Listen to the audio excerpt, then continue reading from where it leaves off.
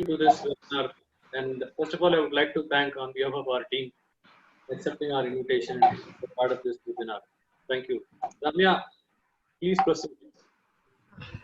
Good afternoon, everybody. I'd like to welcome everybody and thank you for taking your time out.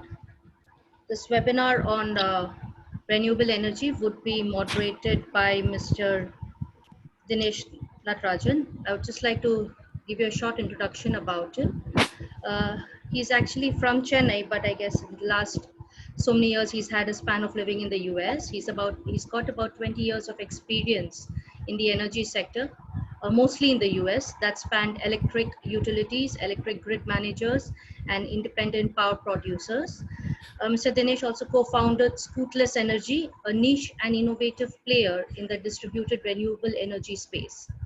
Prior to co-founding Scootless Energy, he was a vice president and head of transmission and advanced energy storage development at TerraGen Power in the US. Besides leading grind integration of North America's largest wind plant of 1,550 megawatts, Mr. Dinesh is an ambassador of smart renewables and futuristic grids, offering executive consultation to leaders in electric energy industry. Mr. Dinesh also has an MBA from the Cornell University, USA, and an MBA also from Queen's University, Canada. He's done his MS from Arizona State University, USA. Thank you, Mr. Dinesh Natarajan, for taking time out and accepting our invitation to be the moderator for this webinar. I request you to take over the session, please. Thank you, Ms. Ramya, and very good afternoon to all the panelists and participants. Hope everybody is doing great and staying safe during these COVID days and definitely contributing to the positive outcome from the main purpose of why we are under lockdown. With that, I think what we have in everybody's mind is the economic impact and more so the impact of the lockdown on this industry, in the renewable industry in general, and in particular, we are going to be looking into how the solar industry has been impacted, and in particular, going into the lockdown and what's happening right now as we are in the lockdown, and how do we anticipate coming out of the lockdown? Obviously, there are a lot of questions, a lot of uncertainties, and what this session hopefully is going to help the participants understand is we have a spectrum in the panelists that represent all the way from the largest panel manufacturer in India to. Sorry to interrupt you, Mr. Dinesh. Just if you can adjust your mic. There is some echoing, some voice trouble is coming. Let's see. You just have to go it a little, reduce it. That's it. Is the voice clear or not clear? It's a kind of a slight echoing. An echo. Okay. I'm going to try to keep it. Is it better now? Yes. Yeah, please go ahead.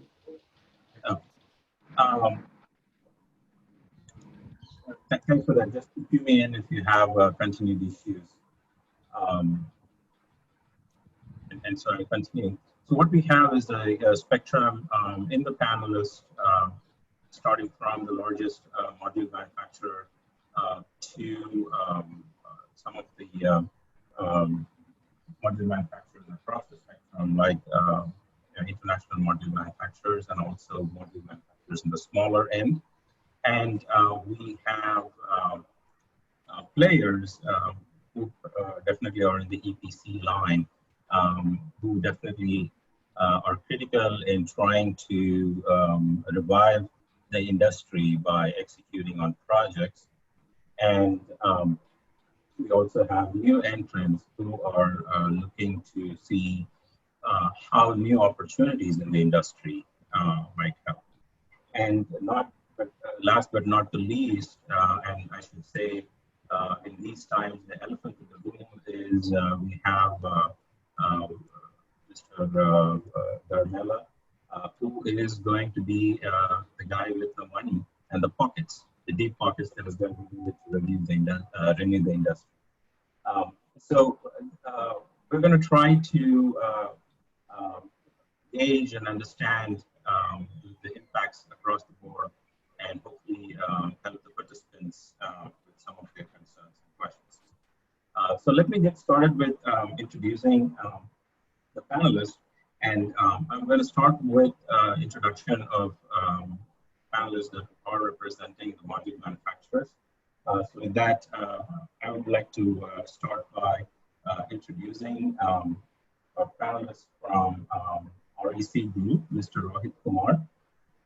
Mr. Rohit Kumar has been with REC for over 8 years, and he has the unique experience of working through the supply chain of.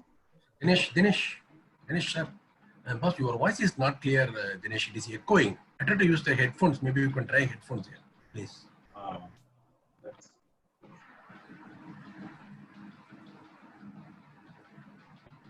Just try with the headphone.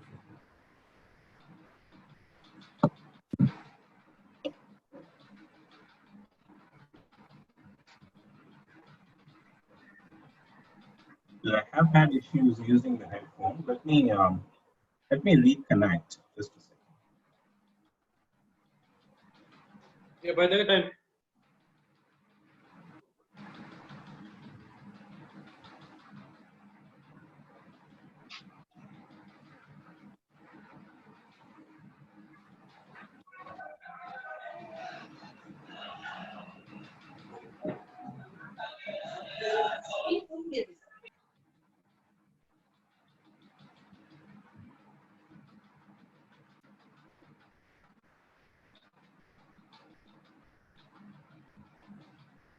Is my voice clear now? Any better? Yes. Yes, it's better now. Please continue, boss. You continue, please. I think. Okay. Mr. Rohit has grown the industry, grown REC in India over the last 8 years, and he has worked across the range of fields within the renewable energy. He's worked with Wipro Energy and Moser Bayer, Delta Electronics, Eaton, etc. And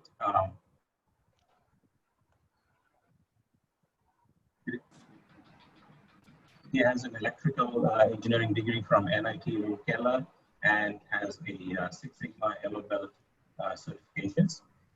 And Mr. Rohit has also received CEO Excellence Award at REC in the year 2017. Very warm welcome, Mr. Rohit. And next on, we have Mr. Deepak Jain. Mr. Deepak Jain is the president of sales at Goldie Solar, and he has over 13 years of experience in the sales and marketing and strong brand building expertise. And Mr. Deepak Jain has a mechanical degree and an MBA in marketing. And he heads up Goldie Solar, which is a 1 gigawatt module manufacturer in India. A very warm welcome to you, Mr. Deepak. And we have with us Mr. Vineet Mittal, who heads up Navita Solar. And Mr. Vineet has an MBA from SP Jain University in Mumbai.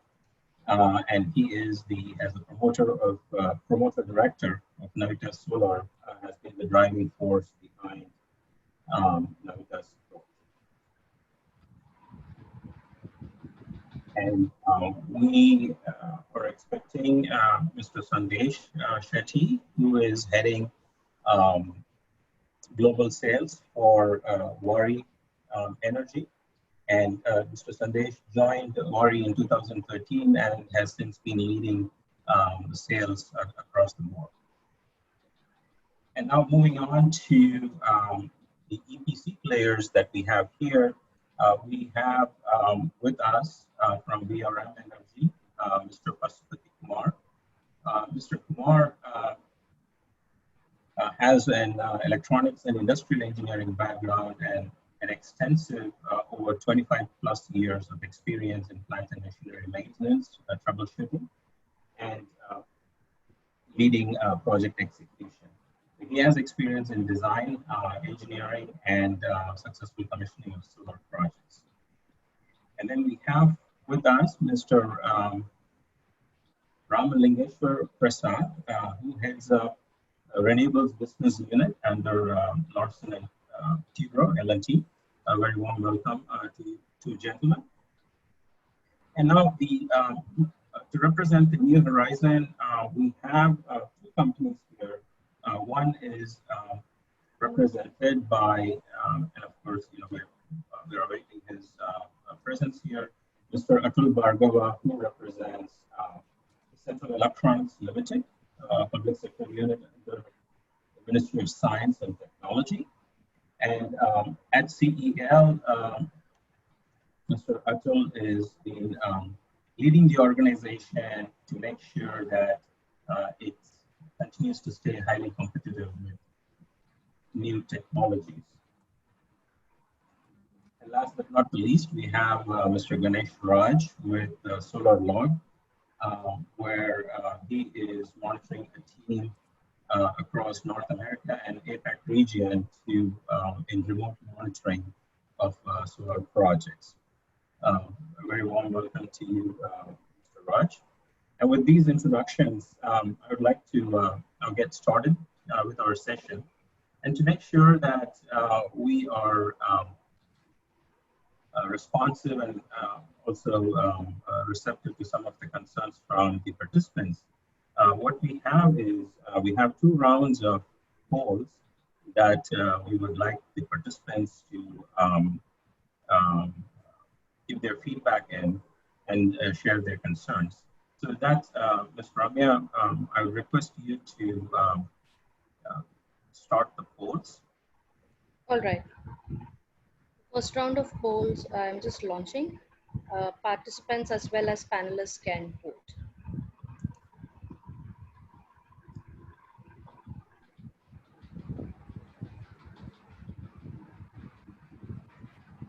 There would be a poll screen that comes on your video. If you all can just select your answers and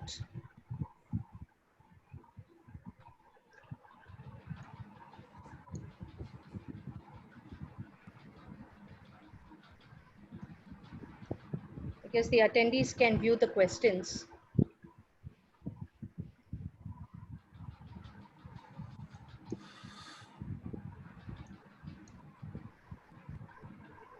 And as the polling is in progress, I would like to use the results of the poll as we go through the discussion of the various aspects.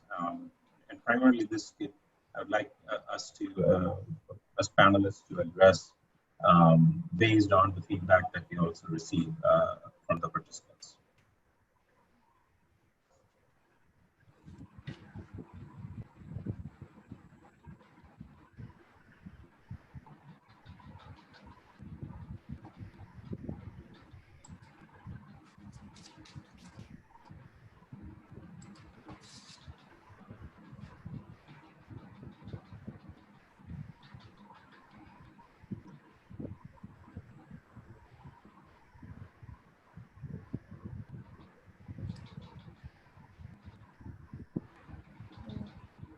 Next 30 seconds more for the polling.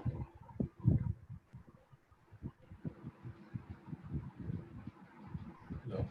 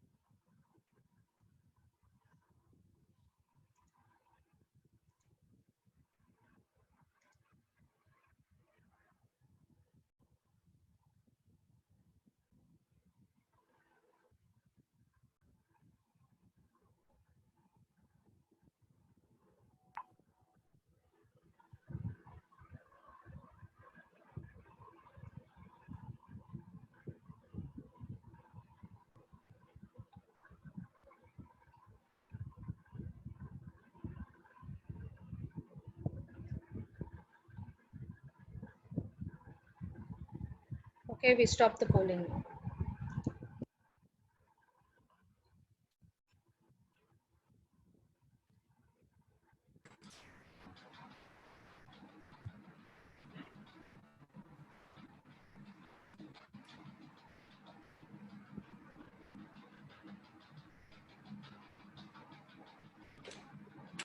So very good. So what we have here is across the. Can you please get me the results? Can you view it? Yeah, just one second.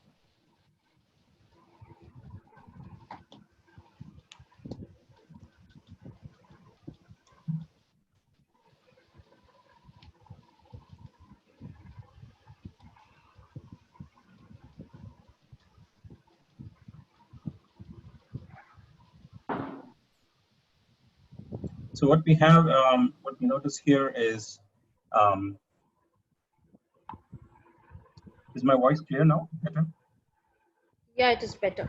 Please go ahead, Mr. Dinesh. So we'll move on. That's okay, Dinesh. Yeah. So we have a good split of participants. The majority of them from the EPC background. Between EPC and INC, I think we have the vast majority of our participants. And we also have module and inverter distributors and a smaller portion of resellers and turnkey developers.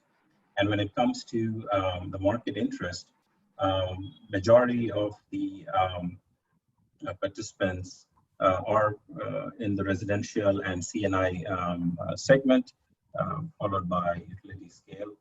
And the biggest concern among the participants, which I think we should address in our session, is loss of project pipeline and loss of revenue. And last but not the least, the concerns coming out of the lockdown is resumption of project and lack of working capital. So with this, I would like to get started with Mr. Rohit Kumar. Rohit, with REC being a premium module manufacturer and has been catering primarily to the CNI segment, and of course, REC is constantly innovating and launching new product and taking the bar higher and higher. In that context, what is your take on how you were seeing the industry moving prior to COVID, perhaps probably early this year? And what is your assessment of where it has come to now relative to what your anticipation was in January? And also, if you could shed some light on how you see the market trending, at least from REC's perspective, as we come out of the COVID. Yeah, thanks, Dinesh. I hope I'm audible to everyone. Yes, you are. Excellent. So, Dinesh, I think to keep it very short, 2019 was actually quite a tough year for solar already. Especially for the rooftop market overall. There was a slowdown due to whatever factors they were, and we were really hopeful that 2020 will pick up for India, especially the rooftop market. And the way things looked, it would actually start improving from second half, much better from second half of the year. But thanks to COVID-19, we do have a big challenge right now. Things have come to quite to a standstill, especially for our distribution partners and our EPC partners across the country. I've been in regular touch with many of them. Projects which were underway, they are on hold, and everybody's waiting for the lockdown to be removed and the approvals to get going on them. Second, new projects, there was between when they EPC partners look into their pipeline, they are seeing that some customers may not go ahead with their projects, they may delay the projects, and there will be a few who might still continue to do that. So there is a big effort going on by the EPC partners to rebuild their pipelines, increase the existing pipeline, and see where they can go. But all is not lost. I think this is a we should consider this as a break, point where we are recalibrating. We need to look at how the industry has progressed in the past, and use this opportunity to when we come out of COVID-19, get into the right places. Because if I see India, especially from the rooftop side, there is a lot of potential which is untapped.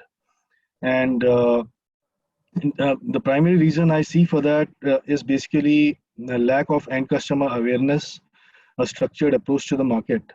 And that is something which all companies need to look at, coordinate between each other. The manufacturers, the EPCs, everybody needs to come together and find the right customers, identify their pain points. Is it finance?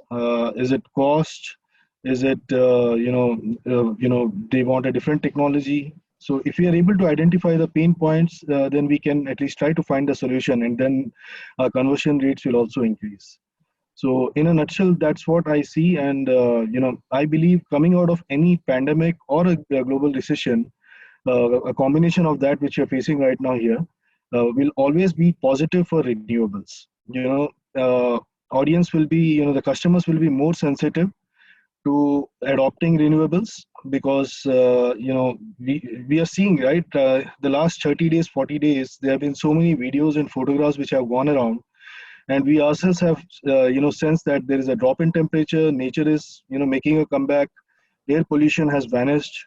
So the sustainability is a subject which will be important, and we need to educate our customers in the right way, that it is not all about how much money you are putting in and what you're getting back. There are a lot of intangible benefits which you cannot measure the cost for that. And that is what is that is again something which is very important. Perfect. So I think the positive note is you might see a lot of people questioning the future of renewables, but the lockdown actually has demonstrated, even to people without imagination, how the society could be, how the environment could be cleaned up, should we Yes. reduce fossil emissions. Okay, thank you. Thank you, Rohit. And now going to Goldie Solar with Mr. Deepak Jain. Your take on these three aspects. I know Goldie is a up and coming, I should say up and coming, because I think you're right now at 1 gigawatt, and it's always good to have healthy competition in the country when it comes to domestic module manufacturing. And we also would like to get your perspectives on these three areas. Yeah, thank you, Dinesh. So one correction is we are not 1 gigawatt at the moment. We are 500 megawatt, and we are adding another 500 megawatt in current calendar year. So we will become 1 gigawatt for sure, and we will proceed further. So taking ahead with Rohit, as he rightly mentioned that there is a very clear weather all across the globe. So generation-wise, obviously we will have very good generation on rooftop as well as in case of utility scale project. If we speak about the 2019, that is pre-COVID, so we did a very good balanced job, we supplied to utility scale projects as well as to rooftop segment. And if we speak about the post-COVID, so there will be impact on rooftop segment, because for a certain duration, people they are not at all interested to call the installers to give them access to their roofs or their homes to do the installation. So there will be certainly there will be challenge. Although there are three major challenges: money, manpower, and material. But apart from that, there will be challenge for the access to individual homes or to CNI segment also. Why I am speaking about in residential and CNI? Because majority participants are from that segment.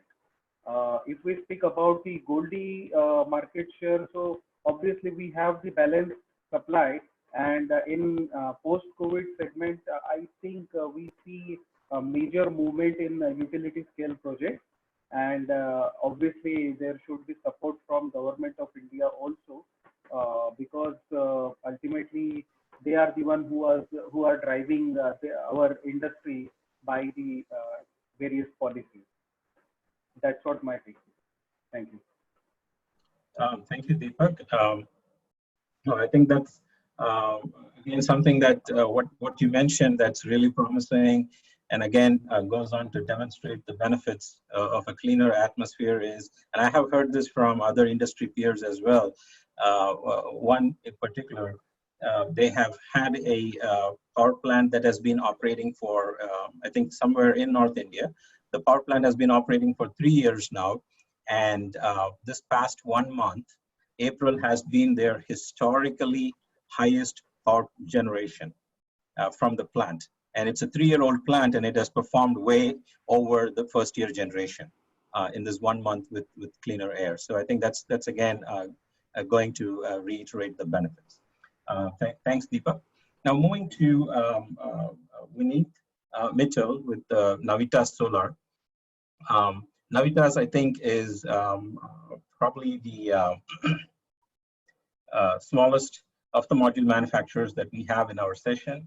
And, Vineet, and in discussions with you earlier, you had indicated that your focus primarily is on rooftop solar segment and customers that focus in that segment. So over to you in terms of your takeaways from the COVID lockdowns and the two other attributes in terms of its impacts and how do you see the market going forward? Yeah, thank you, Dineshji. Good afternoon, everyone here in the panel and in the audience, and thank to the organizers for this webinar. Being a module manufacturer, as what Dineshji said about the market, about COVID implications, and since we are focusing on the distributed solar, that is on the rooftop and even the off-grid segment, all the home lighting and pumping business, we have tried to keep our base as diversified as possible, having more and more customers in our portfolio, because India is a huge country, and there are policies in each state on a regular basis which keep on changing. We cannot rely on 1 or 2 or 3 states to do our business. So our fundamental from day one has been to keep our base bigger, and we have been always advocating our customers to not concentrate on one city or one geography, and focus on more products. So if someone is doing rooftop, we have encouraged them to enter into off-grid segments or off-grid into the pump business, something which they are not doing and which they are not comfortable. But if they keep on doing newer things on a regular basis, I think India is a very big country, and we are too small a player to not get any demand from that. Any one of us together, it's such a big country with such a big demand. I don't think there will be a dearth of demand if we are confident of our resources, if we are confident of our services and quality of our products and our projects both. I don't think COVID or no COVID, there is going to be a major difficulty. This time we're talking about COVID. Next time after 6 months, we will have some other issue happening. And this is going to keep on happening every now and then. I mean, it can be any policy bottleneck in a particular state, say like Maharashtra, where there was a sudden issue of grid support charges. They were trying to put up duties on the rooftop power generated, even though it is not exported, on their own generation, captive power plant. So suddenly there was a situation where all the EPC companies in Maharashtra were having a tough time with the customers. But there were many such EPC companies who were having businesses outside Maharashtra also. People come sitting in Maharashtra and doing business in all the states of the country. So our humble suggestion or opinion is that we have to focus on different geographies, at least in India, and slowly, gradually look at how we can partner with foreign companies if they are coming to India, or can we think global if we are really aggressive in our business, if we think of our business in the long run. I think there are various markets where we can consider that being engineering background of the Indians, we can offer a lot of service to the Middle East, to the African nations who don't have those. They may have finance, but they don't have the engineering skills. So I would only look at the positive aspects of the strength that we have rather than the weakness or the threats that we are facing in the market. That's all I want to say. Very well said, Vinit. I think issues are going to keep coming and going, and we just, as an industry, find ways to learn from it, deal with it, and then get over it. And I think right now we are in the active phase of learning from it and trying to leapfrog into the next phase of the industry's adoption. And in the module segment, last but not least, I'd like to get the views from Mr. Sandesh Shetty, sales head of Wari Energy.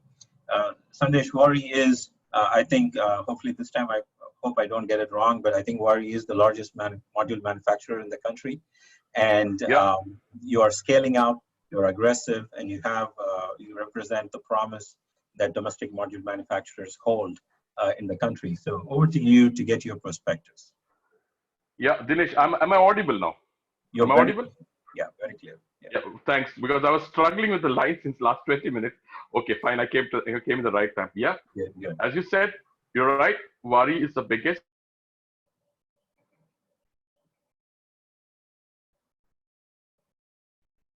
Your voice paused.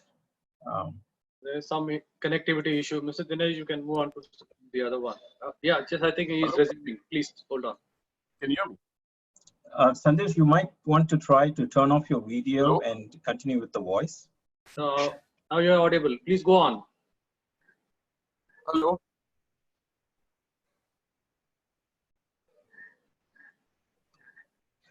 Yeah, I think we're having some connectivity issues with Sandesh.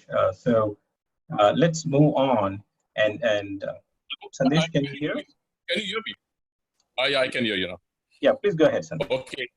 Coming at the COVID situation, I'll cut it short. Yeah, we had that surprise of COVID March end. First of all, it was difficult to digest. But I would like to see the fundamentals of energy in India. We are blessed with solar, and there is a dearth of power. There is really a shortage of power in this country. If you look at the per capita consumption, very less. So, and people are improving the consumption, increasing the consumption. So, and we do not have the thermal reach so much. Solar being a decentralized one, definitely, it's like an elephant sitting down from March 20th. It will take more than another, I think, 45, 50 days to get up, and then it will start. And I'm sure the last quarter of this fiscal will be wonderful for all the solar people in India. Then we have from August, I think so, the SGD will be zero. So there will be more industry, more what do you say, the price parity, price advantages. So there will be a lot of installations. I feel that. So hand it over to Dinesh then. Thank you, Sandesh, for a very optimistic view of the quarters down the lane in this year. And I think on that positive note, what I would like to now get on to is the two people that are directly on the ground trying to make sure that projects that were in active execution are completed. And so over to you, Mr. Pasupati Kumar with VRM. As an EPC, please shed some light on where things are right now and what might be your immediate challenges and how you could overcome them. Yes, good afternoon, everyone. Sir, it's really it's a wonderful opportunity done by our Renewable Expo to unite all the like-minded people and to share our experiences on how we are going to manage the situation after COVID and what are the issues and how we can able to face all the issues right from manufacturing and to EPC and the O&M issues and a lot of things are there. So let us discuss one by one. Now regarding our EPC part, let me just start with see for a EPC client, what happened until the until the month of March, all the projects were running in different states across the country with our team, engineers were there, laborers were there. But all of a sudden, everything comes to a standstill. So what? And we were forced to remove the stock because the end client is telling we don't want to keep any of your. So what happened for the last 1.5 months, all our site team is also not available, and all our existing materials are just kept it at the site in a good condition. So we are all hoping for another maybe after 15 days let us resume the operation. So we need to. So the main issue is the laborers availability of the engineers we can able to bring back from their native places. But what about the skilled and unskilled laborers who are all gone to their native places? So it may take initially a little bit of tough time, but I think slowly we can able to succeed in the labor management and the engineers management. Then for the resumption of the site. Okay, this is as far as the work side is concerned. The next important this one is the logistics. The day it was announced, we were ready with the truck. See, it is loaded full of materials and it has to dispatch to Hyderabad. So like that, in the logistics issue, if you see, really, we don't know, and the real logistics will start from district to district, state to state. These are all the real difficulties, and what are the permissions we need to get from various authorities. Suppose if I am doing a project in Mumbai, then I have to send the materials from Madras to Mumbai. So it has to gone through different states. So we have to check the red zone, green zone, orange zone. So these are all the practical difficulties are there, and let us see how to overcome these are all the issues. Supply chain management issues. Then comes finance part. Almost in EPC industry, everybody knows we are all running, we are all doing the projects with a very limited margin only. If like that 50, 60 days, this is the working capital, then who will bear the interest? And the banks, they should take a proactive measure and they should not cut the EMI. They have to give at least relief for the solar industry for at least a period of 6 months. So we have an association, we are able to give a letter to the respective departments to look after these things, to give the loan waiver or something like that, to give an extension for the EMI repayment. These are all the important things from an EPC point of view. Then comes our availability of our materials, our major solar panels and inverters. So after COVID only, we will be knowing the real condition, where to get the materials and how to ship them, and what is the status of the existing materials which are dumped at the site. So how to revamp the whole operation, how to make things start rolling the ball. These are all our practical difficulties are there. And one more suggestion I recommend is for all the MSME industries, they have to give some kind of this one. What happened? Most of the EPC companies, I'm not talking about the big EPC companies, most of the medium-sized EPC companies or MSME or something like that, they are running with the minimum of staff and they are hiring the local people. They have to give some kind of subsidies or something like that. Otherwise, but we need to pay the salaries for March, April, and May and June for all our staff to keep them vetted in the loop. So we have to think in all these kind of things. And one more important thing is the LD exemption. And at present we are doing nearly 2.5 megawatt, which are all which has to be completed by April. So now there is no chance of completing April, May, June or something like that. So if they impose LD, it will become a big issue for us and it will go in the negative. So, and I think already MNRE has come up with some idea of not to put LD for this kind of project. But I also want not only for government project, this also has to be, they have to give some kind of a letter, some kind of a standing instruction to not to impose LD for any project, because this 50, 60 days should be taken as a post major condition, so that LD imposition should be avoided. So in the benefit of the industrial people. Then that one wish Dinesh, that wish for the government, shall I tell now or maybe end of the session? Yeah, I think we'll take it in the second round. Yeah. Okay, man. Okay. So I think so the actual problems that you have are probably good problems to have starting maybe next week is trying to figure out now how to slowly start moving the cogwheel and make sure that issues along the way, for example, getting your truck from Chennai moving all the way to Mumbai, how is that going to happen and what are the roadblocks? I think, in fact, what you learn along the way might actually also help policymakers to further finesse to the reality of opening up the country again. So thank you, Mr. Kumar. And now moving on to Mr. Prasad from L&T, over to you for your perspectives. Good afternoon, everybody. Am I audible? Yeah. Yes. Yeah, thank you. So thanks for arranging this. This is a really a good interactive session and the sharing of the views by everybody.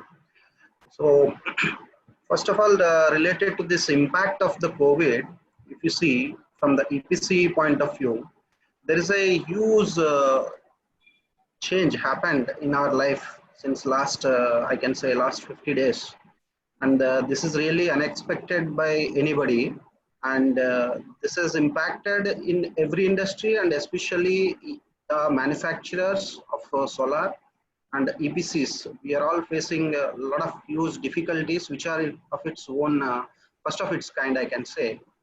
And particular to the points which Pasupati Kumar was highlighting, the availability of labor, or the logistics issues, moving the material from one place to another place. All these issues are very different kind of issues which we are facing it first time. And we are trying to cope up from these issues, how to come out from it. And maybe once the lockdown is done, or maybe now the recent situation of zone split up by the government of India, how to come out from it, every EPC is looking into it. That is the first thing which is happening. But the damage is already done to the maximum extent, whether it impacts the project timelines or the project cost of the project. So he was touching upon the related to the LDs, and government of India should make it force measure condition and every LD to be wiped off. I don't know this how much will be viewed because it's under the contract by every customer will have their own roles and responsibilities. So waiving of the LD without any condition may be difficult, but at the same time, we can ask the government of India, maybe we have to represent because the impact is not just a small impact. And the timelines of the project, since solar projects are all small timelines, the timelines are very short. Every day is a very important in the life of the solar project. Especially the commissioning timelines are short and people will be expecting that module prices will come down or the material prices will come down and we'll be able to do the project. I think around 10 to 11 gigawatt of projects which are right now under commissioning are at various stages in India. So all these projects will have a serious impact on the project timelines and the LDs are going to be a huge, even though there is a lockdown plus 30 days force measure condition waiver is given already by government of India. My view is that that is definitely not sufficient. And we have to see the case-to-case basis, project to project, and then see the definition of force measure in each contract and then take it up accordingly. That is one point. And the second point which I would like to stress here is that the tenders already which are under the pipeline before the COVID all got postponed, or maybe because of this people will not be able to quote the tenders, or especially EPC tenders which are in pipeline all are getting shifted. Maybe by 3 months or 4 months it will get shifted. So this will have a huge impact on the order inflows of every company, and according to that the sales and revenue everything will get collapsed. So this is the next impact which comes to any company. The first and foremost impact, the order inflows and the sales revenues will get shifted. And the third point which I would like to bring here is that the pricing of the modules. Right now, the COVID impact in China, it started. So now Chinese companies are more desperate to get the orders. So short term, I'm seeing that there will be a slight reduction in the prices. But going forward for the next 2-3 months, the price of the modules will have to look it into in a different view, whether the commitments given by them will be honored or how it is going to be there because of this COVID impact in all the sectors. And the logistics, of course, that needs to be relooked into a different fashion, because every state and every district has its own restrictions. And even within the city, I'm in Chennai right now. In Chennai itself, there are a lot many restrictions happening, so we are not able to move out from home. And within the city itself, then how the materials will be brought to the remote sites, and that logistics parts has to be worked out. Maybe the clarity will emerge within maybe 2-3 weeks of time after this lockdown. So these are the points I would like to bring it to the discussion right now, and thanks a lot. Thank you, Mr. Prasad. And so to have 10 to 12 gigawatts of projects under construction come to a standstill, I think that talks to the magnitude of working capital that is locked up in terms of interest rates that are racking up right now for all the companies that have either moved the materials or somewhere in between moving the materials and commissioning the project and getting their payoff. So good perspective. And with the modules and the EPC players covered, there is a new and emerging technologies in terms of be it monitoring the system or bringing in advanced technologies. And in this perspective, I would like Mr. Atul Bhargava to chime in and from the perspectives of CEL, share how the organization has been impacted and how the organization sees bringing in a positive impact post-COVID. Over to you, Mr. Bhargava.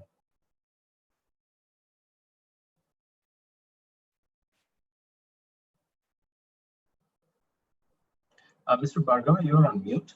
Can you please unmute yourself? Yeah, just a minute.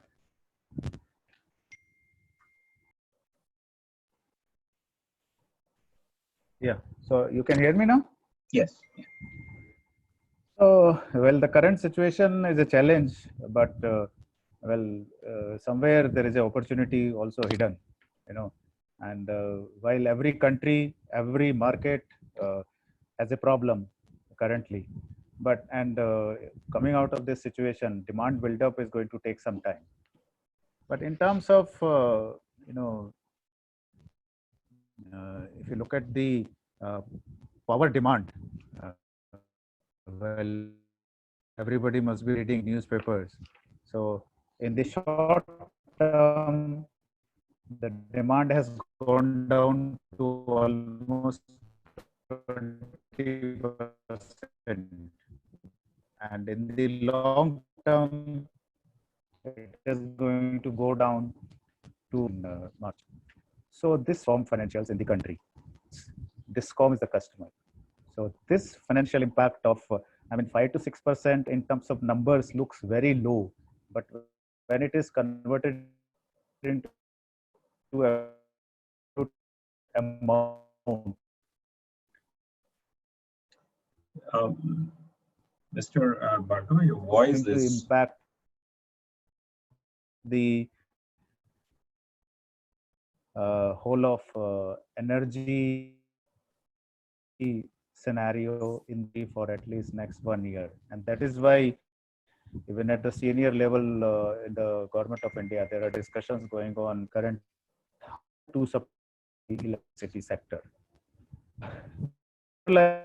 Is somehow manage in this crisis with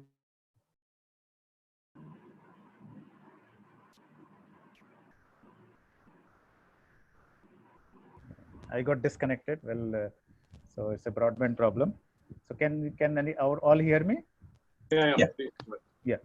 So I just got disconnected. So, well, as I was saying, renewables will be able to manage. And of course, today, sitting at the current scenario, there will be almost about 20 to 30% downfall in the plans of the government of India, which were probably projected in February and March of this year for the current financial year. So there will be almost to the extent of 20 to 30% down. And this is, of course, not all because of the current situation, but because of the past history also. So if we look at the rooftop market has been absolutely, killed because of our inefficient discoms discouraging net metering. So, I mean, that we can't say that rooftop market will be entirely the result of COVID-19. Rooftop market is the accumulation of the wrong policies which have been followed for last 3 years, and with no promotional policies for commercial as well as industrial rooftops. So I would say that rooftop market will be absolutely no for at least this financial year and maybe part of next financial year, unless there is a major push which comes from Government of India in terms of policies, taking discoms along with them. And in terms of installations, our experience currently is not so bad. We are not doing very large projects. We are a Government of India company. We are doing about 200 megawatts of projects in 2-3 states.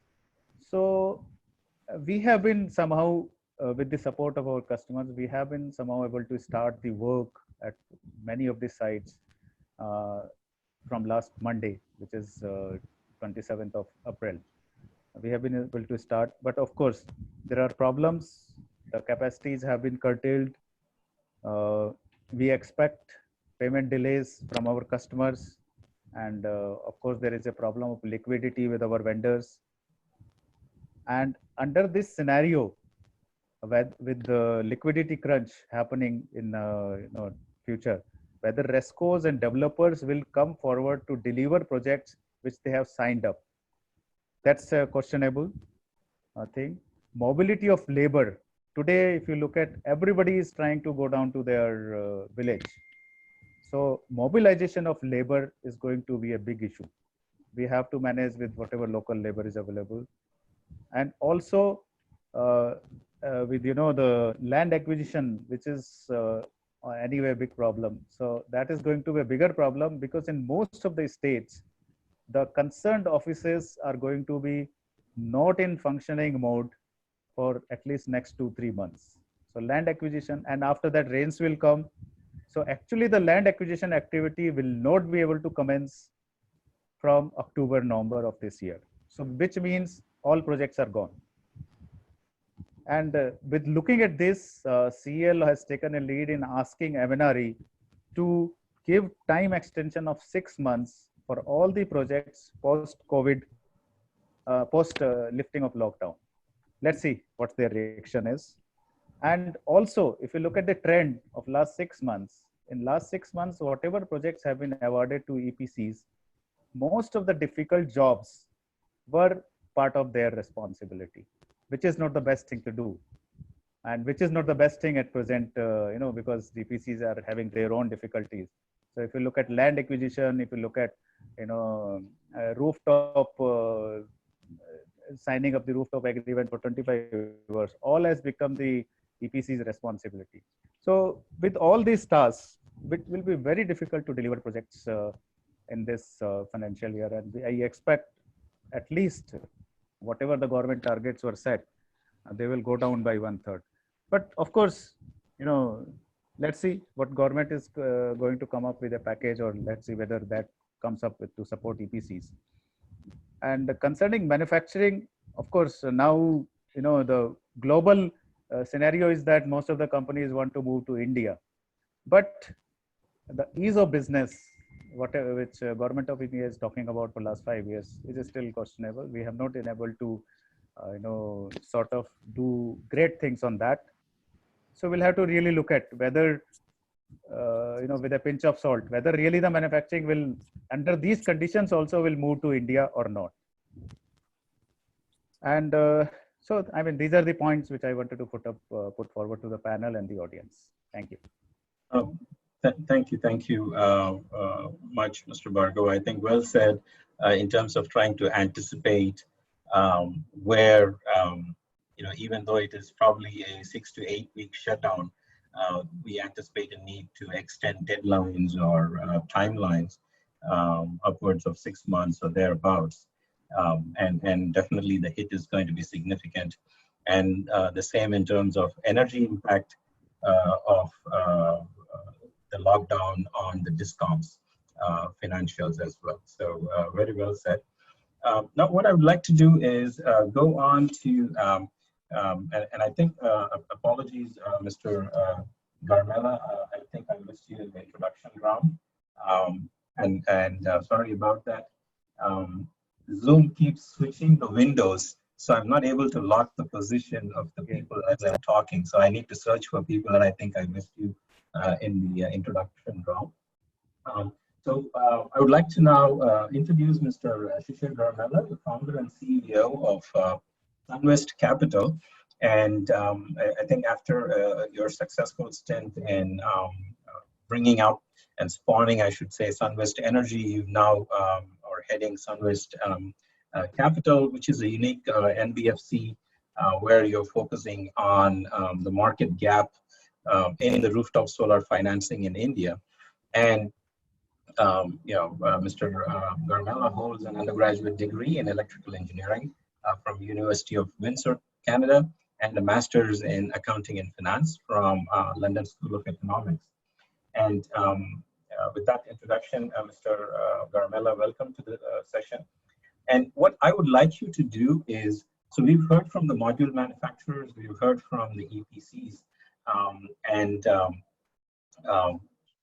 given this perspective, there is one segment that is not represented here, which is the actual customers, and which I think are people that you facilitate. The way I look at it is the module manufacturers and the EPCs and all component suppliers' speech is all pie in the sky without money to go along with it. So even though your primary focus is in financing and closing the gap when it comes to enabling rooftop solar projects, given your background in the finance industry, I would also like you to shed some light on the impact of COVID on module manufacturers or EPCs, be it their financing or, interest subvention and so on. Probably if you can shed some light on that, and then also throw some light on, from Sunwest perspective, how is this COVID an opportunity or a challenge to really at this point reel back customers who might otherwise be looking at financial stability and so on. Over to you. Thanks. Can everyone hear me? Yes. Great. So I'll first start with, we're an end consumer financier, so we end up meeting a lot of consumers and work directly with either the consumers or through the installer partners. So we are in every meeting and we have a fairly good pulse of the market. So to give you a little overview of how I see things change, India was not in the most economic growth kind of a setup before COVID. So, and solar itself is a highly discretionary item when it comes to investment. So from a CapEx standpoint, I think what COVID has done is that it is going to make solar very, very discretionary and perhaps push the demand side. I have only heard very aggressive 3-month, 4-month, 6-month kind of timelines from the solar industry side. But it's very interesting to hear Mr. Bhargava say 12 months, because that's what I hear from the finance industry, that, if you really look at the financial services risk appetite, SME lending, either to a solar installer or to an end consumer, I think SME lending will be probably one of the most risky at this stage because of the squeezing in the cash. So I would say the demand uptake would be very little, and we have to be careful in assessing that demand uptake. What I also sense is that the banks or the lenders' willingness to give out loans would be far more, they'd be far more safer now, because earlier, the ones that were, the cases that were just about in the orange area were considered to be green if they were going, if the numbers were right. But now the lenders will be very, very particular about NPAs. So be it end consumers that have, I wouldn't talk much about credit rating per se, but in general, when you look at their financials, and you see margins are not very high, working capital risks are there, they are just about above water, I think those businesses will not be financed for end consumer solar.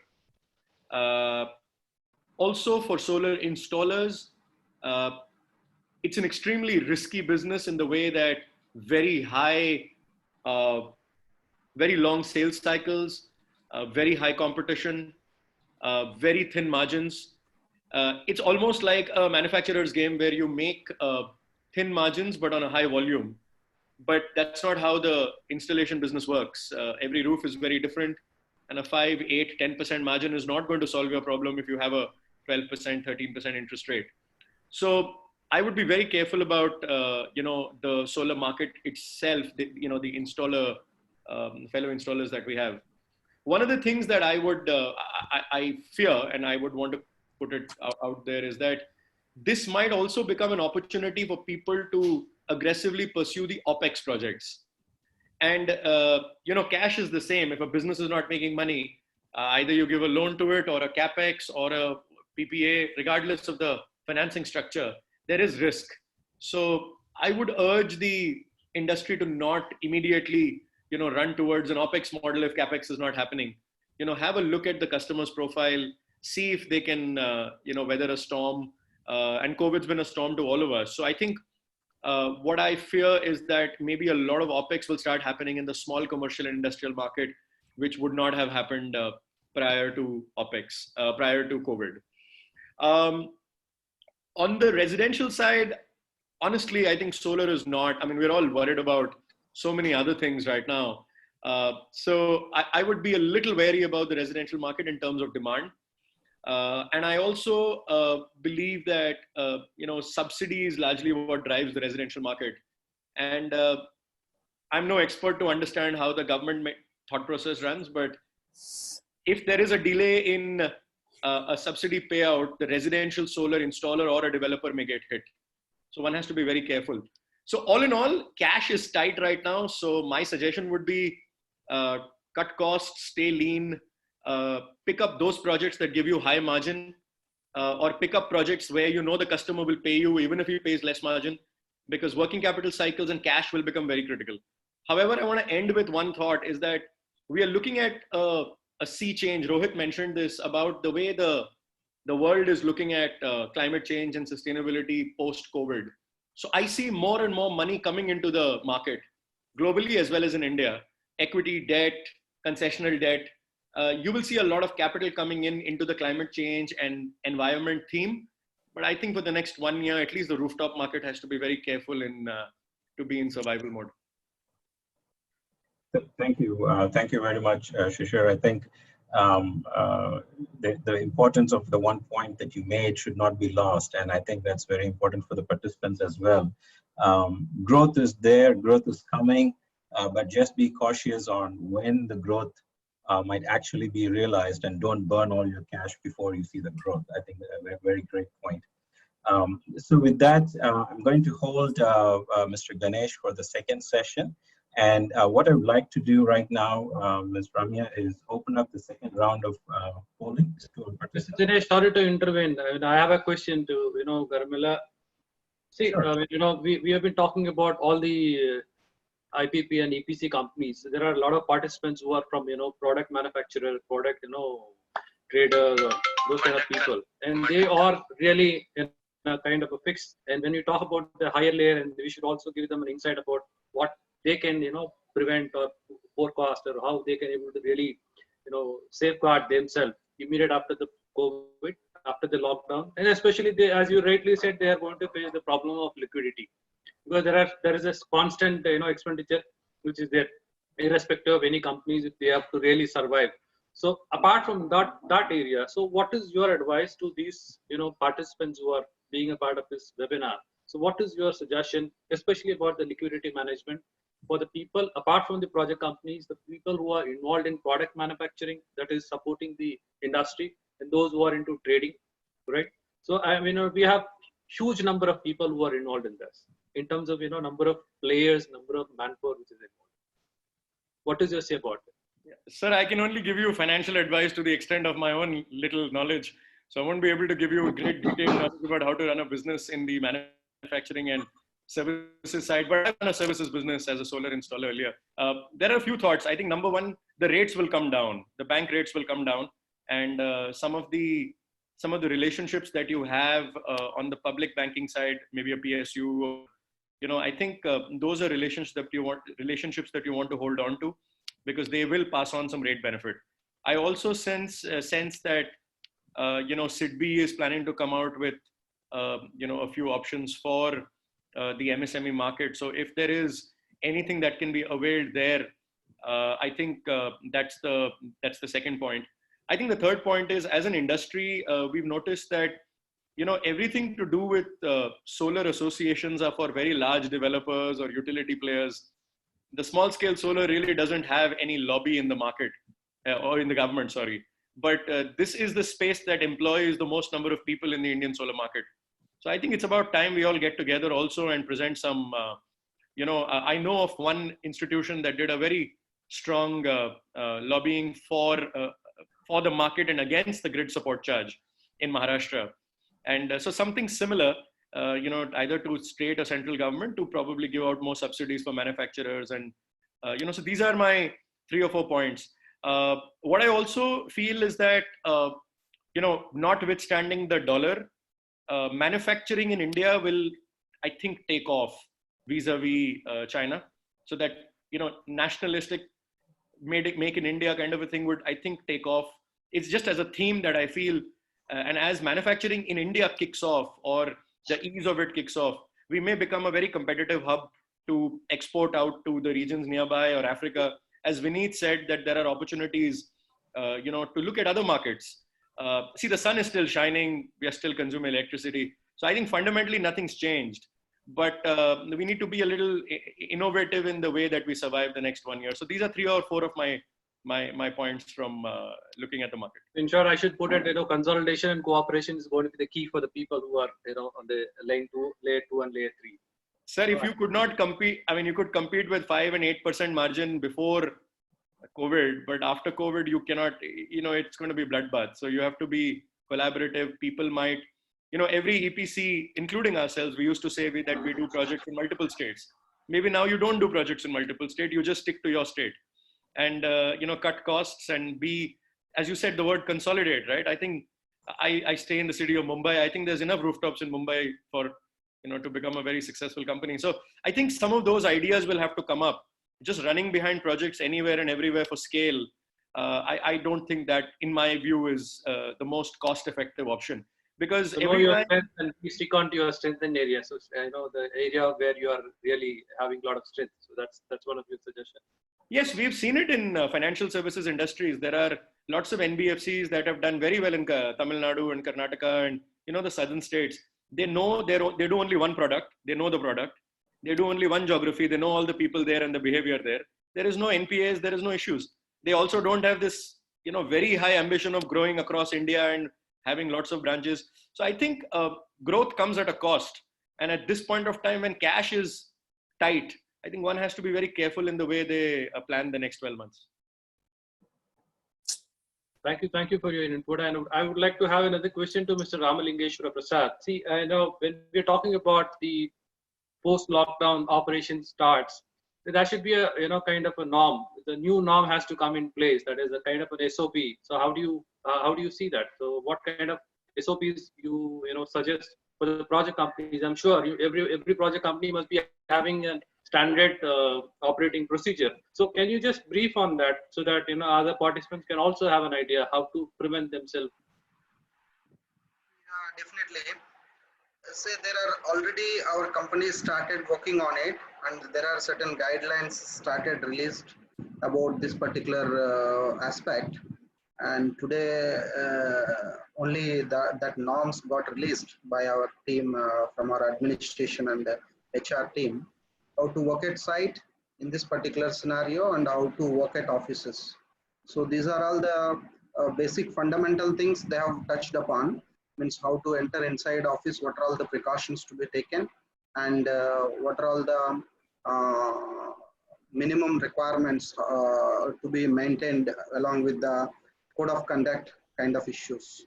So everything has been properly thought about it. What are all the issues will come during the office working, and how to reach the office. After reaching the office, how the individual has to make the particular precautions. Those things at workplaces, what kind of distance maintenance, and the people, how the social distancing has to be maintained. Those aspects we have thought of it, and then accordingly the guidelines are given to the proper fashion. And mainly, if you see that the working hours are clearly given, and even earlier the system was like attendance system. If you see from the attendance point of view, now there is no thumb impression model. There is a clearly, we have made it into identity card. If you show that, that should be sufficient, so that no corona impact to the staff. And work from home guidelines are already given. Now these travel limits are there, so there is no travel restriction is going on. So at the entry gate, the procedures are clearly identified, and duty hours, sanitization, and canteen. Canteen is the main thing. Second round la introduce pannuva. Yeah. Second round. He's on the line. Yeah. These things are he's clearly not directly defined. related to the installation side. Yeah. So I Along with the this thing. So as per me, that should not be an issue, since the clear guidelines are given to the staff working at offices as well as to the sites. We are well prepared on that particular thing. Thank you, Mr. Ramalingeshwara. Mr. Dinesh, over to you. Okay. Sorry about that. Thanks for those additional questions, Mr. Shanmugam. And I think, Ms. Ramya, we can move on to the second set of questions for the participants.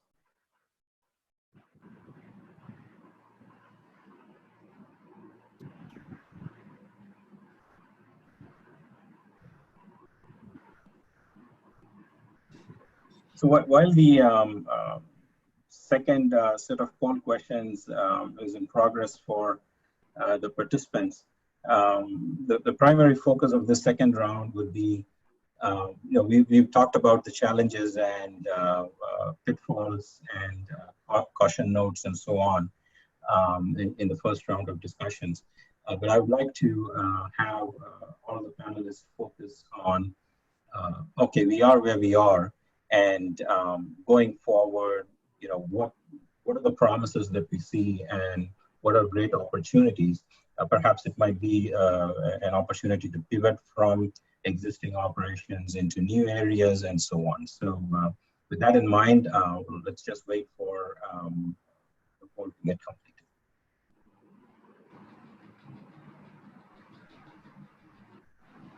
Dinesh, it's for me. Hello, Dinesh, it's for me. No, we'll just wait for the polls to complete. Once the polls are complete, I will start the second round, and we'll start with Mr. Ganesh, Raj Ganesh of Solar Law.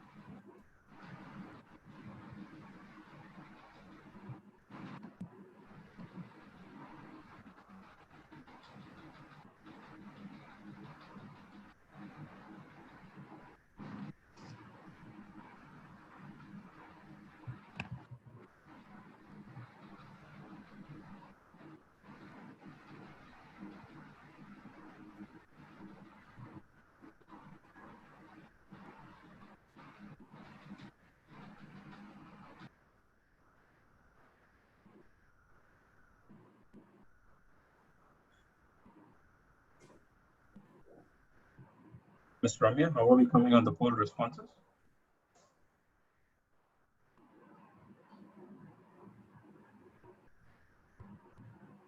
We'll wait for another 30 seconds to a minute. Okay.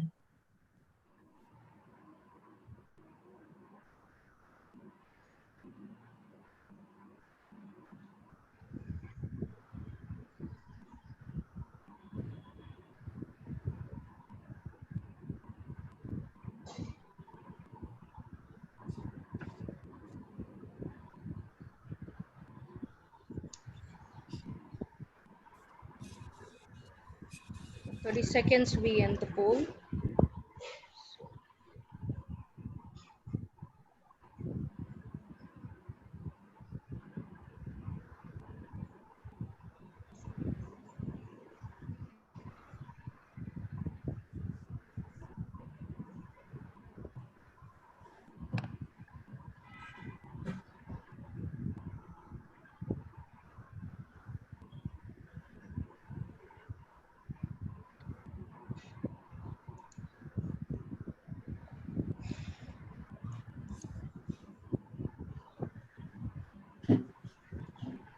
So Dinesh, if you can see the results.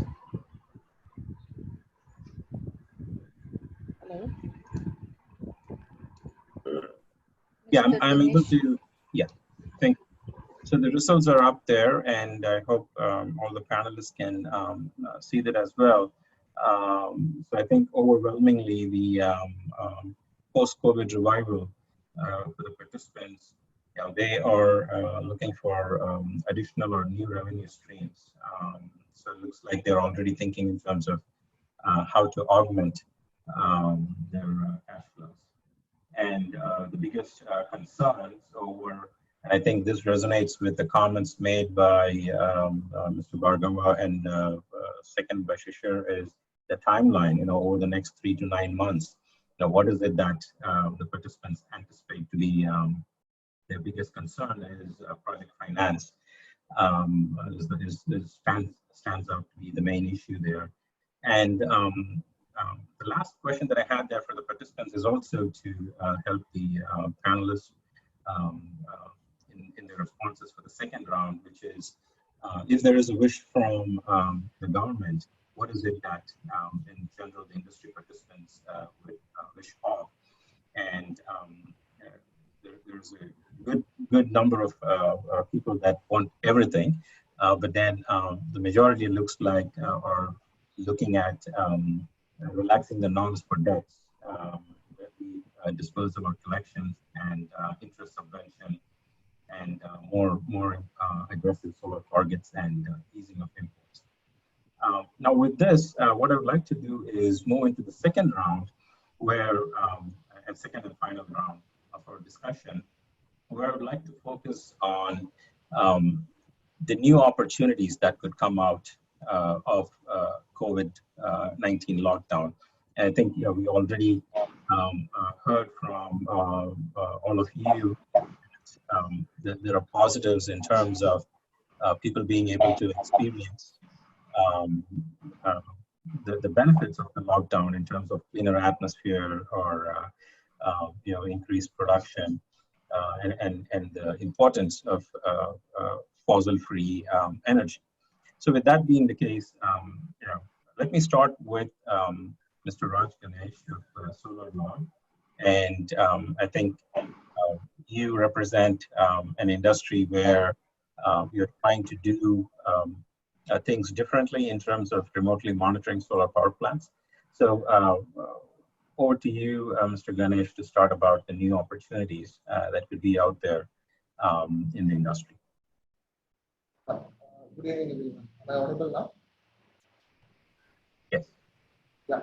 So just want to check it up. So COVID is a big hit to the market. So we all agree that. But I see this as a different opportunity where India has a lot of potential in the solar segment. Currently, we have installed around about 34 gigawatts, 29 gigawatts on the utility end and 5.4 gigawatts on the rooftop. So there are around about like 10,000 EPC and O&M companies working on that. So if you look into the last decade, the solar industry market has gone up significantly, and due to like a lot of upcomings and prices being flat, there are many EPC companies and project developers emerge in the market. So we are currently running in a race of asset creation. So there are two parts. One is like the asset creation, the other one is the asset management. So as long the industry grows heavily, like also there is a cost cut in all the segments. It includes the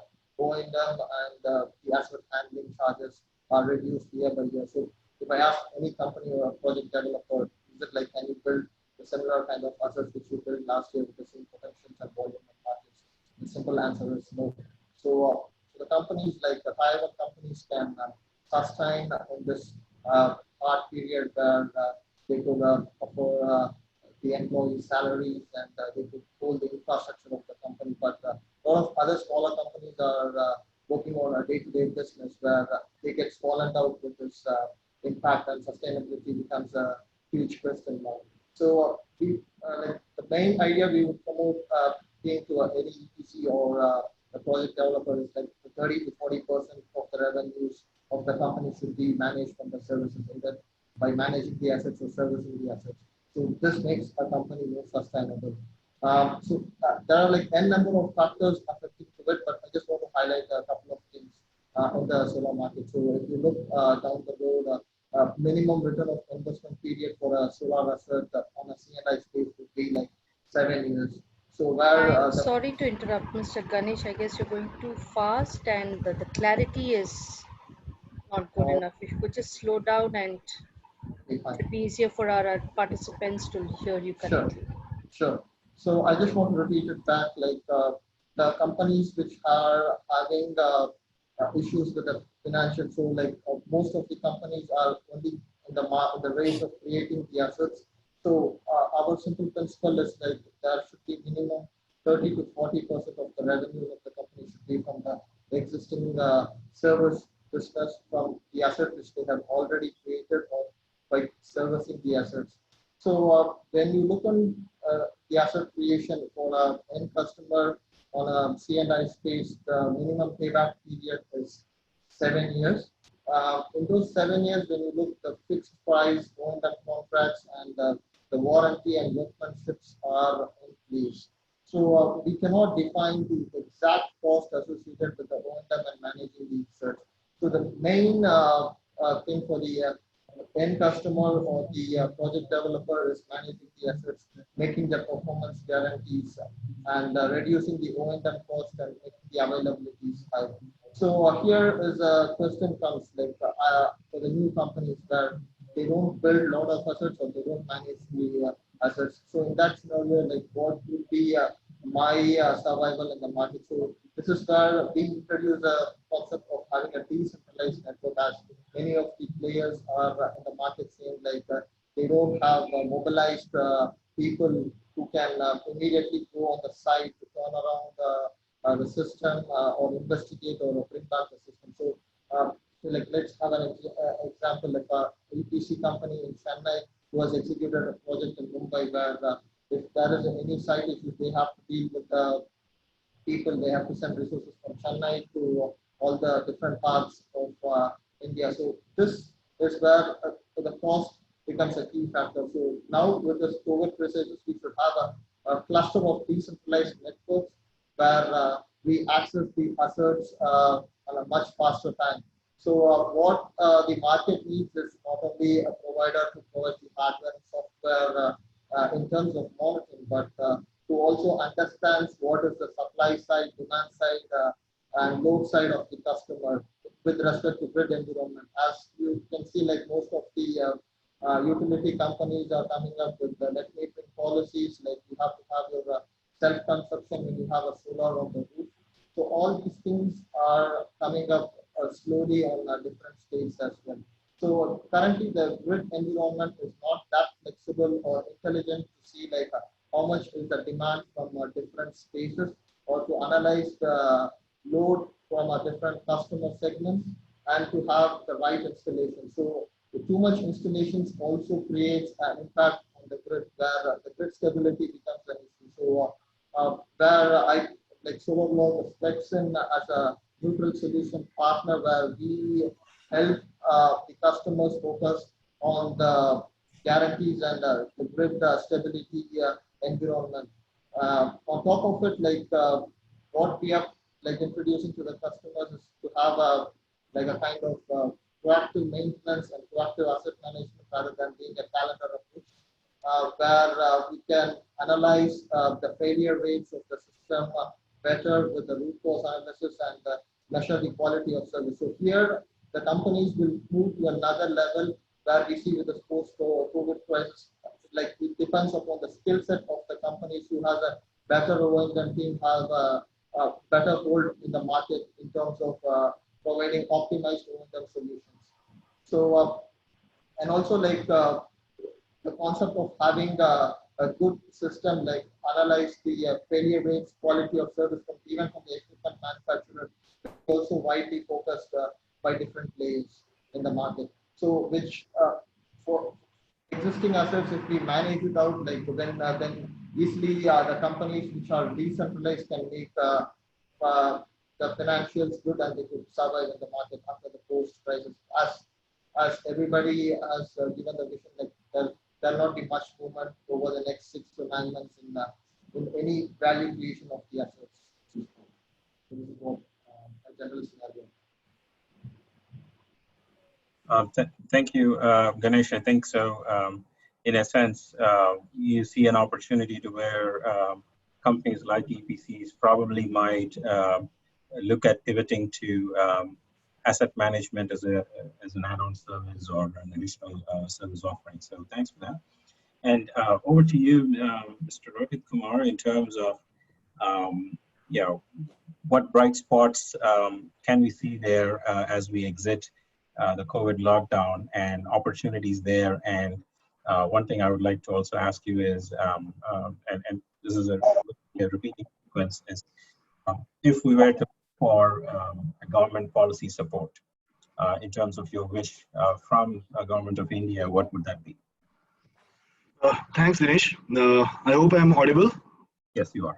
Yeah. Okay. So I think COVID-19 has brought us to a low point in the economy. So the next thing which we can expect is, there will be a pickup and a positive side to it. So now, how soon or how long it will take is, I think, again, we can have debate about it and speculate about it. So, but it seems like it's going to be, the opinion here is that it's going to be between 3 to 12 months. So one of the things which I see that is going to happen, more specific to the C&I rooftop industry and probably to the residential also, because that is where REC works most, is that there is going to be a cleanup of a lot of EPC players. As you know, India has too many EPC competing with each other, and thanks to the low entry barriers, we have a lot of fly-by-night operators. So I think this is a time when this aspects of the industry gets corrected, because fly-by-night operators will not be able to sustain this slowdown in the economy and overall lack of revenue streams. So now this is an opportunity for the for all companies which work with a sustainable approach, a long-term approach, and a partnership approach. So I think all the EPC players and the manufacturers, distributors. We just completed a distributor training for all 3 of our distributors last week, and overall the sentiment was positive. See, I don't want to give out negative vibes here, but what we decided is we go back into the market, touch base with everyone. Now, thanks to the online platform, we can do it more efficiently also, right? And talk to all customers, understand how their energy patterns are, energy consumption patterns are, what is that they are looking at. Are they diversifying into different different fields? Like for Sri Lanka, couple of the large textile companies, they had a complete shutdown of manufacturing. And what I heard, 2 weeks later, the sentiment changed actually. 2 weeks back, they were saying that whatever capex they had set aside for solar modules, they're going to use that for paying the salaries of all their employees. So solar is done with for 6 months. Just 2-3 weeks down the line, the same companies, they realized that their existing solar projects were the only revenue stream at that time. Because they have feed-in tariffs in Sri Lanka. And now they are like, and at the same time, while their textile units, they stopped their production for the garments or whatever they were doing as a mainstream business. They had immediately diversified into mass manufacturing and exporting, and that transition happened within, I think, 2 to 4 weeks time. So 4 weeks back, these companies were like, we are dead, nothing's going to happen for 6 months, or maybe even 12 months. We'll do these projects 1 year down the line. And today I was talking to my colleague in Sri Lanka. He said, out of the 4 companies, 2 companies are still talking about doing these projects this year, and that too in quarter 3. A third company is in quarter 4, and the fourth company is in quarter 1. So the idea is, first revisit your pipeline, speak to your existing customers, your strongest opportunities, and then try to build a further pipeline. And don't give up. I think that's one of the keys here. Don't think that this COVID-19 has put a stop and we are done with. That is where the moment you decide that you're giving up, that's when you're done with, right? So I think there is a lot of opportunities which come out of here. And coming to the, I'm not able to give you anything specific here, but the thing is, you need, everybody needs to go out and talk to their customers and the potential customers and see what can come out of here. And, that is what my advice is.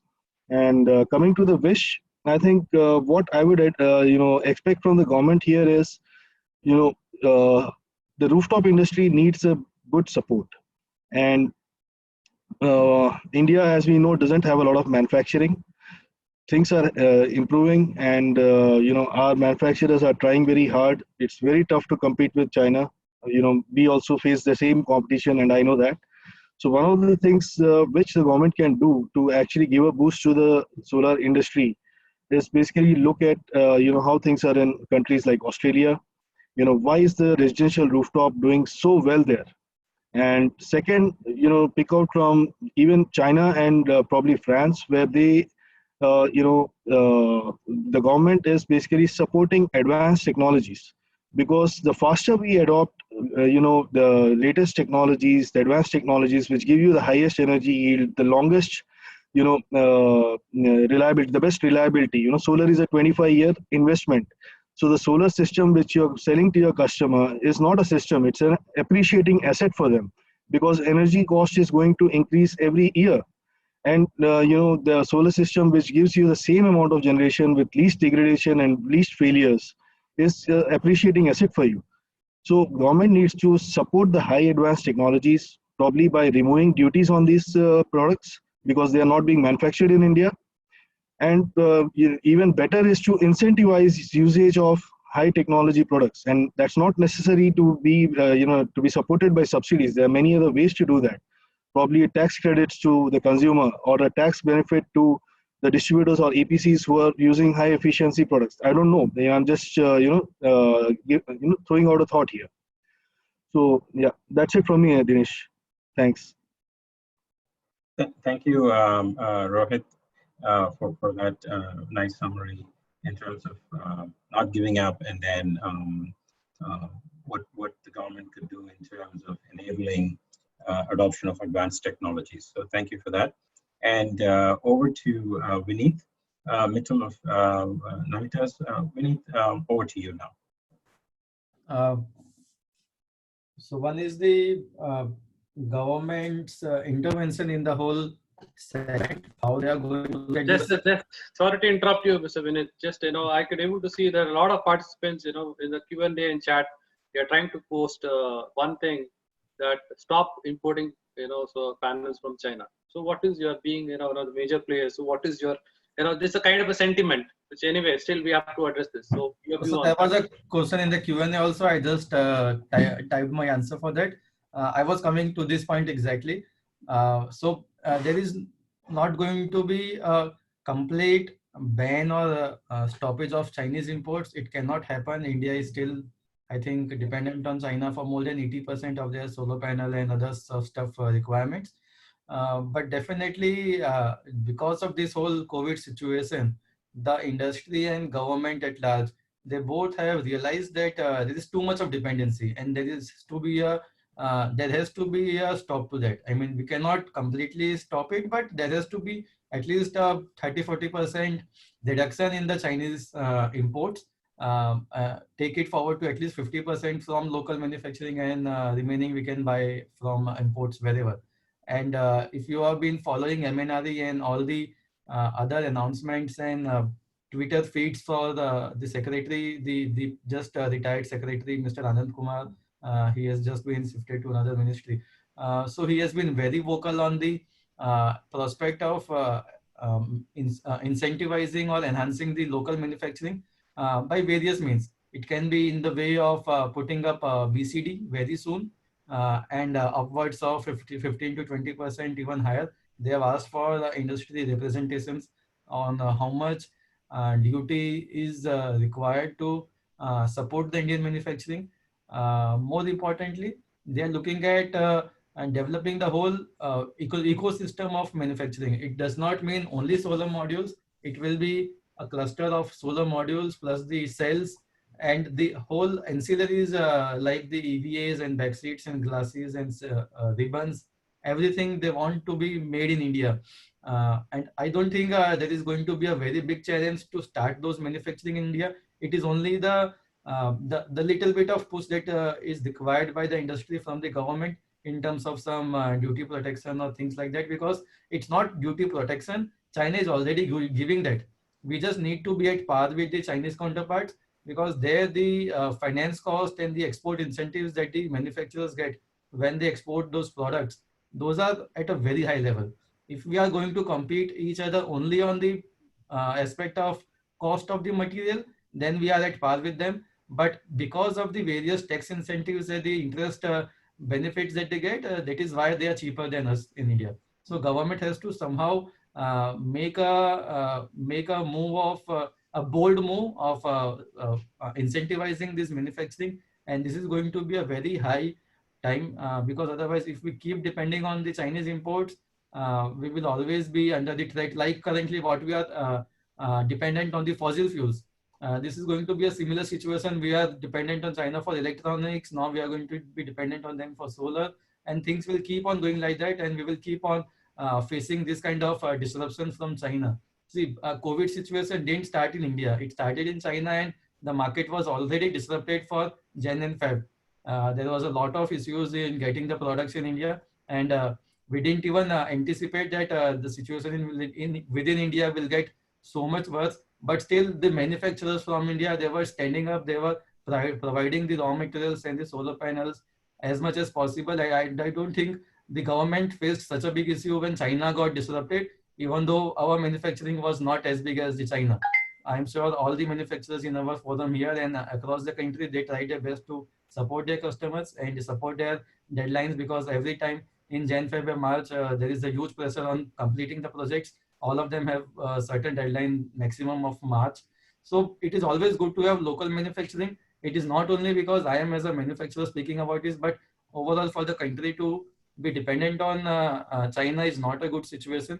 And we just need to take this opportunity into our own hands, either expand our existing capacities, or maybe even be bold enough to look at new ways of manufacturing. The bigger corporates, they have a chance to set up their wafer lines or the ingot lines, and people like us, maybe we can start expanding. We can do some small bit of diversifications, and the people who are not into manufacturing, they can think of manufacturing in India and taking it as a base for the India market and even exports. The global market is currently fed up with China, sorry to say, but they are not entirely happy with the Chinese way of working, and they are looking at good alternatives.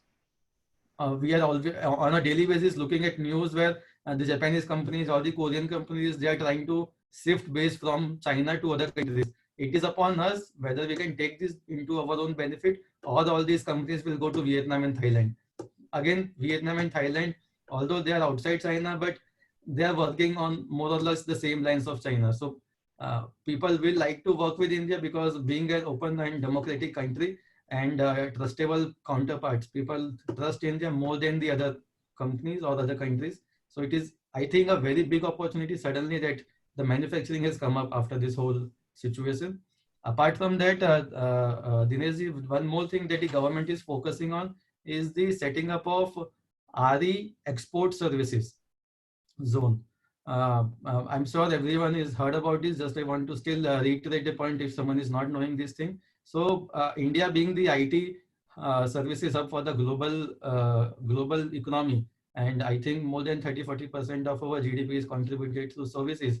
So now the government is realized the potential of services even in the renewable sector, be it in terms of engineering, be it in terms of remote monitoring and maintenance of the solar power plants, wind power plants. So they want to create a base in India that right they are looking at various options, whether it can be the gift city in Ahmedabad or such other places where the global companies, all the Indian MNCs, they can set up their base for exporting services from India to outside India. And here all the EPC companies which are in this webinar, they have some of the other expertise of designing, engineering, supervision, maybe maintenance, and we all have this opportunity to look at exporting services. Why only products? There can be exports of services. So these are two big opportunities, and we have sufficient time. Now we have 2 more weeks to analyze and look at our own strengths, where we can, where we are very much good, and then take it ahead with these two opportunities. Yeah, followed because there are two more following questions. See, the information is what we have. We can able to say the global economical. There are many companies in China from US, planning to transfer their facilities to other nations. So Yes. I mean, even including states like Tamil Nadu, Maharashtra, and they are setting up committees to bring in those companies to India, especially when you look at a renewable sector. So that is an opportunity which out of this COVID, what we are seeing. Another one, and in clean technology area, I mean, with our sources, we have been working with some Chinese partners in terms of media and other things. We are looking at a long term, say around 10 to 20 years down the line. Now they have realized that selling only products is not going to be a sustainable opportunity for them, but rather technology transformation. That's where you have mentioned about the Indian government is planning to have renewable export. So these are the two opportunities. Mr. Deepak, how do you see these opportunities? And to Mr. Garmela, are we really ready for this? I mean, the industry is really having that much of strength to intake these kind of opportunities when it given point of time. I would like to ask this question first. Two questions to Mr. Deepak and next to Mr. Garmela. Yeah, so basically, Vinitji already explained, so I will add some points in it. I'm sorry to interrupt. I'm sorry to interrupt. I will shoot the question first to Mr. Garmela because he's got request that he has to be leaving soon from another session. So yeah, so if we can take Mr. Shishir first. Mr. Shanmugam, can you repeat the question, please? The question is that when because of the COVID, the positivity is that we may get a lot of technology transformation from global level, right? Yeah. So in such a condition, do you think India Inc., especially renewable energy sector, is it ready at a given point of time, and all this opportunity to be taken inside? Sir, from my way of looking at the way we succeed in India, I think starting a services industry here is far easier than starting a manufacturing setup. So I think if any future that India holds or there was a comment here on one of the questions was that what would you suggest any new entrepreneur looking? I would say the technology transformation would mean that we should look at businesses that are not brick and mortar anymore. I don't know if people who are on this, most of the people on this platform largely work in infrastructure, brick and mortar kind of businesses. But if we can somehow move towards an online model or something, digital economy is going to be the future. I think there are enough number of things we can do within the solar industry, specifically rooftop. Mr. Raj Ganesh, I think, spoke about data monitoring. There is a lot of opportunity in hands-off digital economy. And I think, and India has done well there, which is why you've seen the rise of Bangalore and Hyderabad and, Gurgaon in the digital space. So I think that's one thing that I would keep an eye on. And I think that is one opportunity we should not miss. Services businesses, that too in technology, within solar or outside. But we are surviving this COVID largely because we are digitally enabled. So I think a lot of the businesses will go online, education, healthcare, including some of the things in renewable energy. So you pursue service industry, how we are well taken. So the same way the other side will be accepted. That's what you mean to say that I mean the question was that, I mean, straight answer from you. Are we really ready to accept those amount of, I mean, the kind of amount what there are a lot of news coming up. There are a lot of companies internationally willing to set up their factories. That level capacity, are we really, I mean, ready? This particular industry is ready. Yes. So my straight answer to you is, if it is services businesses, which is knowledge based, India is absolutely ready. If it is manufacturing based, which a lot of supply chain and duties and things which are more sticky, I think there is still a long way to go on that. If not a long way, some more way than the services businesses. Right. Thank you. Thank you, Mr. Thanks for joining us. So Dinesh, do we have some more questions for Shishir? Yeah, I think probably one question specifically that has been addressed to Shishir is what opportunities do you see for consolidation in the rooftop segment? And in the long run, do you think is it going to be a positive for the industry? And you can also put that in the context of loans as it relates to rooftop solar projects.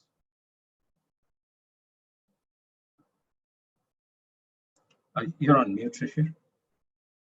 Sorry.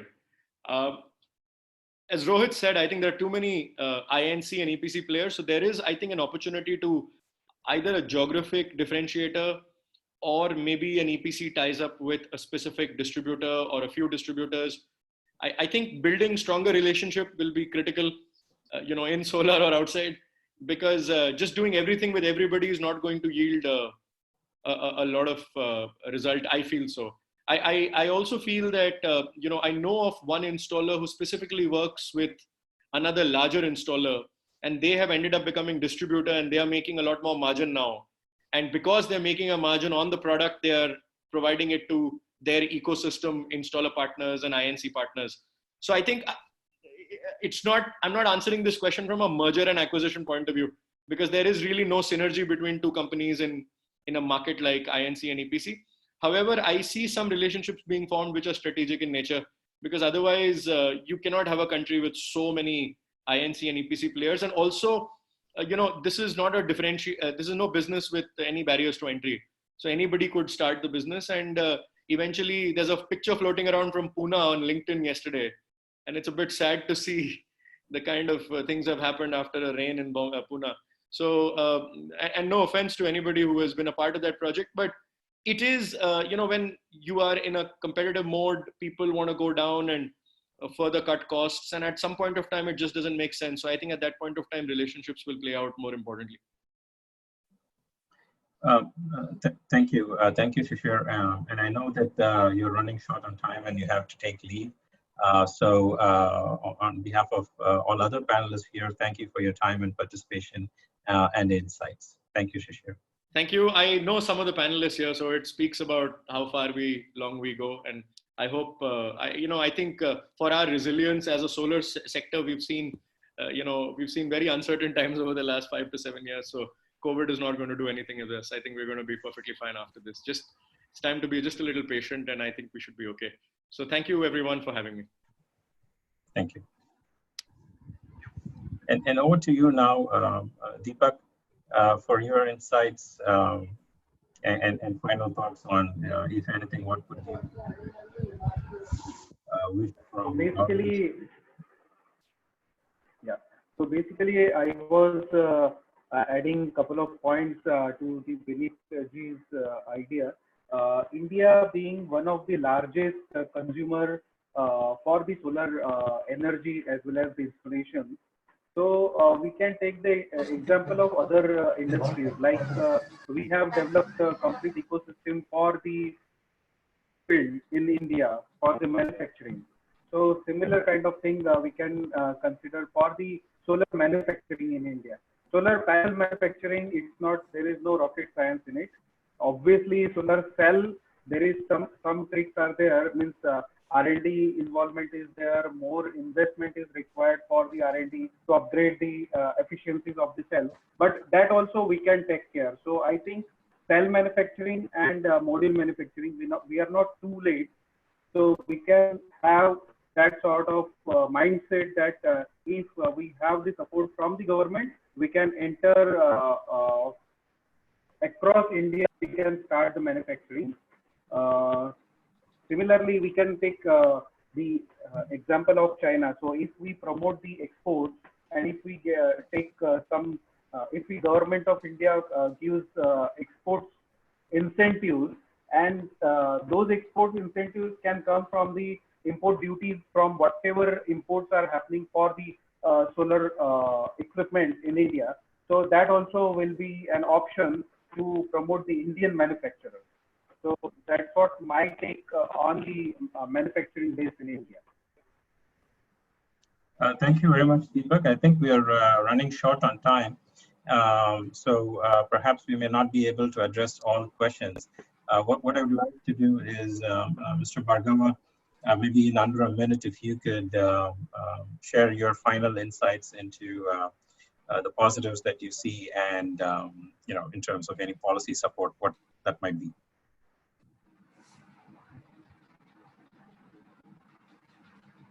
Well, this this time of COVID-19 gives us an opportunity to build up over the negativity which is happening towards China all over the world. So that's an opportunity. But then we'll have to do it very quickly, very fast. We cannot do it in our own bureaucratic way. And 2-3 things which I see where Indian skills will be preferred globally is that if we can promote our EPC and O&M skills, I think 2 or 3 panelists more also have said, which is RE services export. For that, we need to have to build up, the backroom O&M centers of global scale in India. But if we can quickly catch up on that, so that will be a big opportunity because China is nowhere in such a scenario. Second thing is, even we don't want to buy panels from China, but we have no choice because if there is a difference of 2 or 3 rupees per watt, every EPC would like to buy panels from China.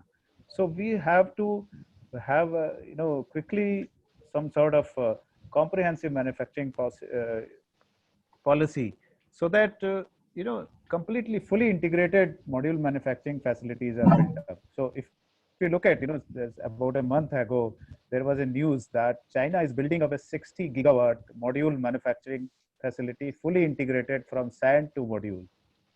That is what is the scale we need.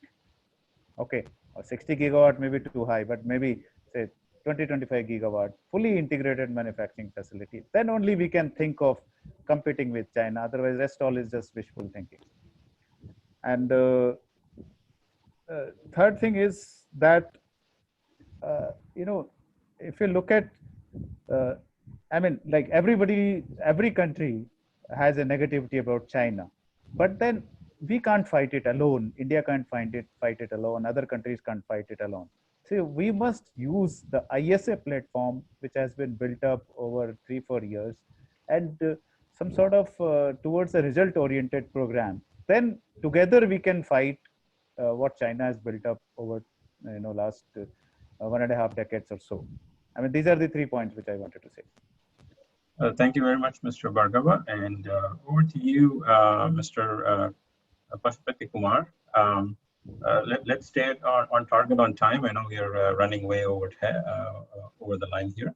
So quickly, over to you. Yes, let me just quickly finish it because as we are running short of time. But the number one, see the EPC companies at present, they have got the orders with some price and other thing. But now because of this situation, by the end of the project, some panels we have already ordered and it's yet to come. Some panels we have given the money, not yet come. Some materials already dispatched, not yet received. So see the increase or decrease in price after COVID. So that is a big question for the EPC contractor. because of the dollar fluctuation or some other issue, maybe if the panel rate if it would have come down, then we are the happy. If the rates would have gone up, then who will bear that additional cost? This is one question in front of the EPC player. Then the next is this one, as Mr. Ihar already told, he didn't mention which forum. See, the Windmill Association has got a very good lobby in Delhi and other things in formulating the strategies and implementing this one.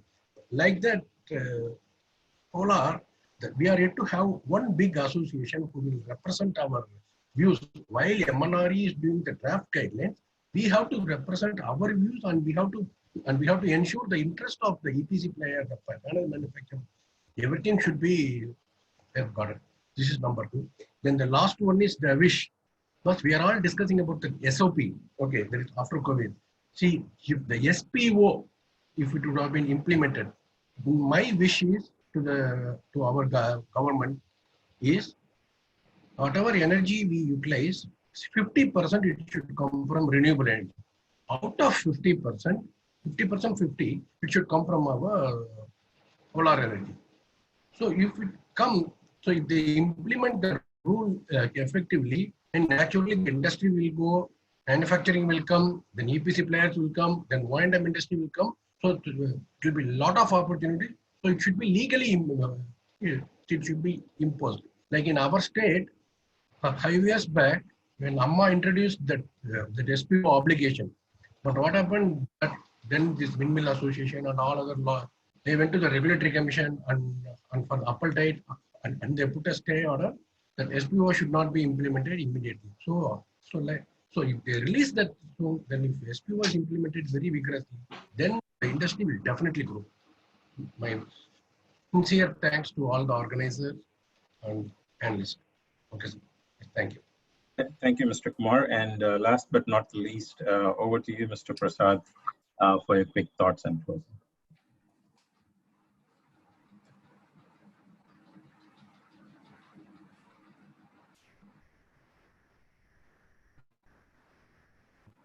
Mr. Prasad, can you hear us? So I think we're having some difficulty. So I think what we heard from a spectrum of participants here on the panel points to there's a lot of promise and potential for the solar industry. However, all players should be cautious in terms of when the anticipated pickup in the market is going to happen. I think we heard that in the best case scenario, the pickup could be in about 3 months or thereabouts, whereas in the more conservative scenario, maybe it's going to be a year by the time the industry picks up post-COVID. And what this really matters for the participants here and all the industry players is to conserve cash so that you really are able to sustain yourself over the next 6 to 12 months and not be too aggressive in expending cash on growing your business. And that's number one. And number two, there has been a lot of promise that is anticipated in terms of offering services in the industry, be it for export services related to solar asset management or even internally. And the third aspect was offering EPC and O&M as services even globally. And you know, these are some of the promising areas.